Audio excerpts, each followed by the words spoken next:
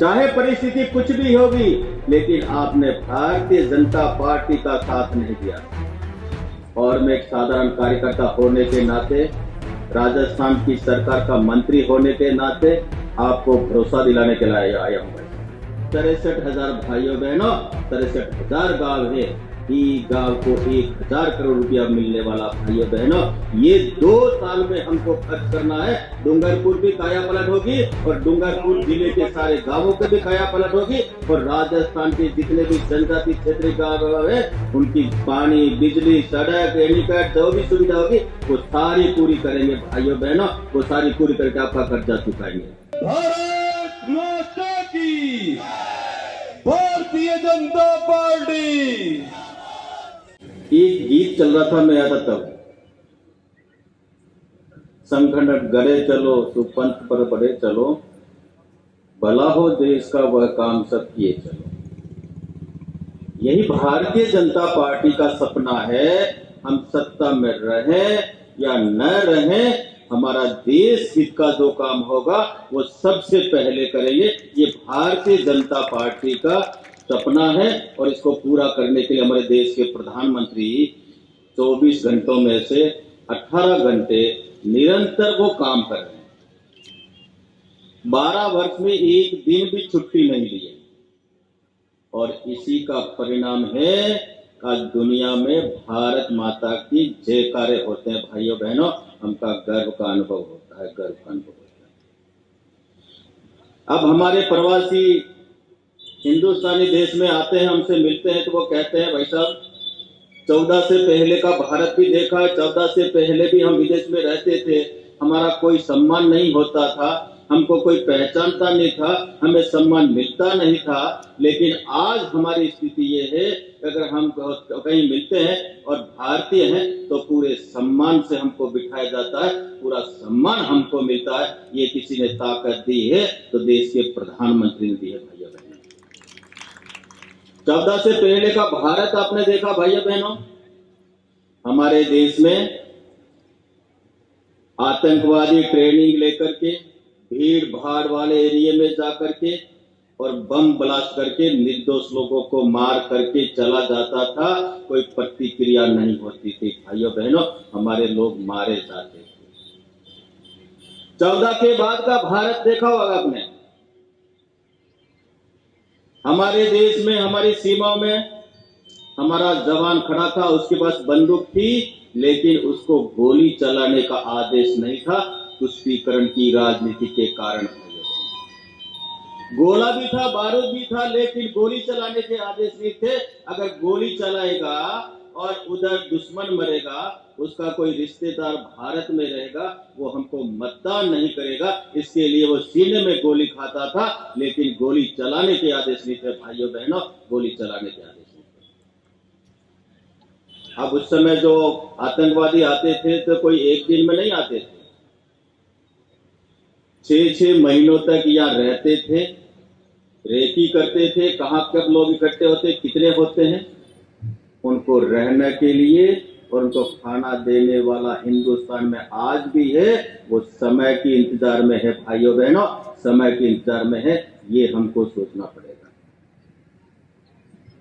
हमारे लिए देश प्रथम है और मैं धन्यवाद दूंगा डूंगरपुर की जनता को। ये 8वां बोर्ड बनाने जा रहे भाइयों बहनों, आपको मैं सैल्यूट करता हूं। चाहे परिस्थिति कुछ भी होगी, लेकिन आपने भारतीय जनता पार्टी का साथ नहीं दिया।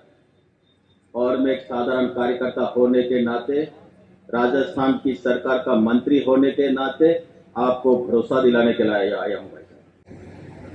अभी माननीय प्रभुलाल जी ने कहा था कि बिजली आती है जाती है, हमारी समस्या है, बात सही है, बिजली की तरफ किसी का ध्यान नहीं गया भाइयों बहनों। और उदयपुर के पास में देवारी में 400 केवी जीएसएस का एक जीएसएस तैयार हो रहा भाइयों बहनों, और बन करके अभी तैयार होने वाला है। तैयार होने के बाद में डूंगरपुर की जनता को 24 घंटों लाइट देंगे भाइयों बहनों, आपको परेशानी नहीं आने देंगे। मुझे यह बताया गया पानी की यहाँ समस्या है, हमारा पानी करेना का बांध का पानी गुजरात जा रहा है, हमारा माही का पानी गुजरात जा रहा है। हमने तय किया है वो पानी डूंगरपुर की जनता को ही नहीं, हम आगे भी जितने ये प्यासे मर रहे हैं उनको सबको पानी पिलाएंगे भाइयों बहनों। उस पानी को आपके पास लाने की योजना बन रही है, आपको ही पिलाएंगे और यहाँ की जितनी जमीन असिंचित है उसको सिंचित भी करेंगे। ये सपना हमारे मुख्यमंत्री का है, देश के प्रधानमंत्री का है भाइयों बहनों। आपको भरोसा दिलाता हूं,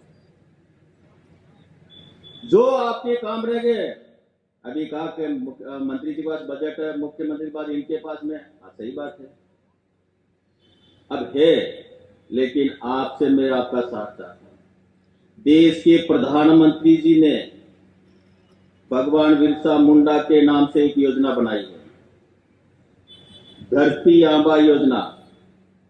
उसमें जनजाति क्षेत्र के गांवों के विकास के लिए 80,000 करोड़ रुपए, कितने? 80,000 करोड़ रुपए। और हिंदुस्तान में गांव कितने हैं? 63,000 भाइयों बहनों, 63,000 गांव है। ई गांव को 1,000 करोड़ रुपया मिलने वाला भाइयों बहनों। ये 2 साल में हमको खर्च करना है। डूंगरपुर भी काया पलट होगी और डूंगरपुर जिले के सारे गांवों के भी काया पलट होगी और राजस्थान के जितने भी जनजाति क्षेत्र गांव है उनकी पानी, बिजली, सड़क, एनीकट जो भी सुविधा होगी वो सारी पूरी करेंगे भाइयों बहनों। वो सारी पूरी करके आपका कर्जा चुकाएंगे। आप लोगों को एक ही बात मुझे कहनी है। अभी मैं प्रभारी जी और उनसे अध्यक्ष चर्चा कर रहा था और हमारे के गुप्ता जी जो हिंदुस्तान नहीं दुनिया में इस डूंगरपुर का नाम रोशन किया स्वच्छता के नाम में मामले में, जब मेरी चर्चा हुई तो उन्होंने कहा, एक स्वर में कहा कि डूंगरपुर में हम बोर्ड बनाएंगे और हम भारी मोहब्बत से बनाएंगे। ये आप लोगों की आवाज मेरे सामने आई भाइयों बहनों, आपको इसका भी सैल्यूट करता हूं। लेकिन आप एक बात रखिए,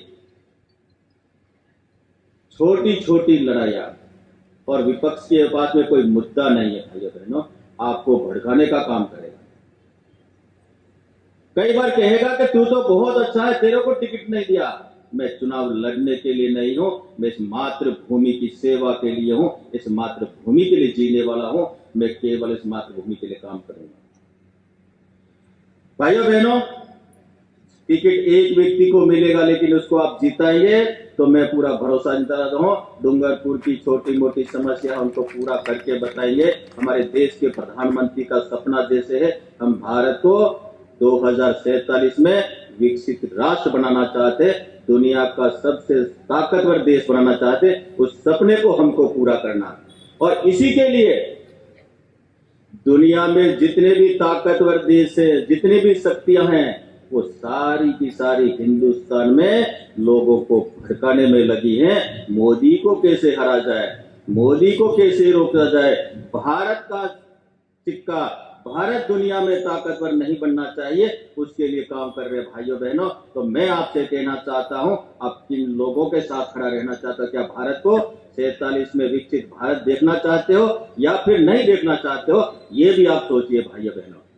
ये सारी ताकतें आएगी, अभी नए नए पेपरे लेके आएंगे, किसी न किसी रूप में आपको आप में एक संचय पैदा करने का काम करेंगे। लेकिन मुझे भरोसा है डूंगरपुर की जनता इस बहकावे में नहीं आएगी, इस प्रकार की बातों में, इस प्रकार की अफवाहों में, भड़कावे में नहीं आएगा। निश्चित रूप से आप जिताएंगे, आप जीताओगे, क्योंकि 10 बजे के बाद में हम भाषण नहीं दे सकते। हमारे साथ प्रभारी जी भी बोलेंगे कुछ, 2 मिनट बोलेंगे।